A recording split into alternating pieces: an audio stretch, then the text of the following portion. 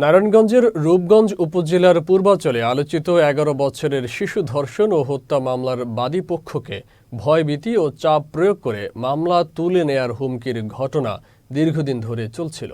এরই ধারাবাহিকতায় গত শুক্রবার রাতে সেই মামলার বাদী পরিবারের একজন সদস্য ও স্থানীয় ব্যবসায়ী মোহাম্মদ রাশেদকে অপহরণ করে একটি পরিত্যক্ত বাগান বাড়িতে আটকে রাখে।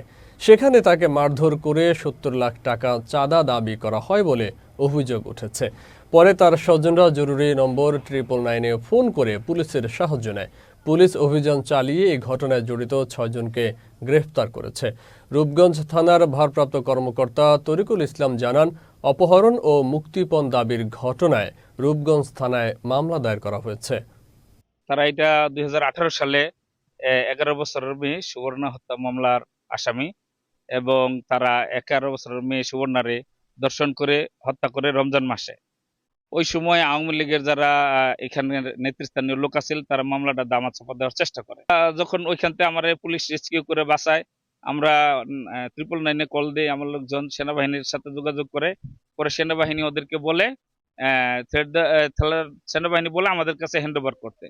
পরে বলে আমরা থানায় নিয়ে যাইতেছি। পরে ওরা থানায় আমার আর আনে না, লইয়া খালি ঘুরতে থাকে। পরে আমি সিএনজি থেকে নেমে থানার ঢুকে যাই। তাদের কাছে বিস্তারিত বলার পরে থানা আমারে হেল্প করে। তদন্তকালে জানা যায় 2018 সালে 11 বছর বয়সী সুবর্ণা নামে একটি মেয়ে ধর্ষণ সহ হত্যাকাণ্ডের শিকার হয়। সেই ঘটনার মোট 4 জন আসামি ছিল। 4 জন আসামির মধ্যে 3 জন আসামির মধ্যে আসামি রাসেল এর নেতৃত্বে এই অপহরণ কাণ্ডের ঘটনাটি ঘটায় এবং তারা একটি বাংলো বাড়িতে এই ভিকটিম রাশেদুল ইসলামকে আটক রাখে।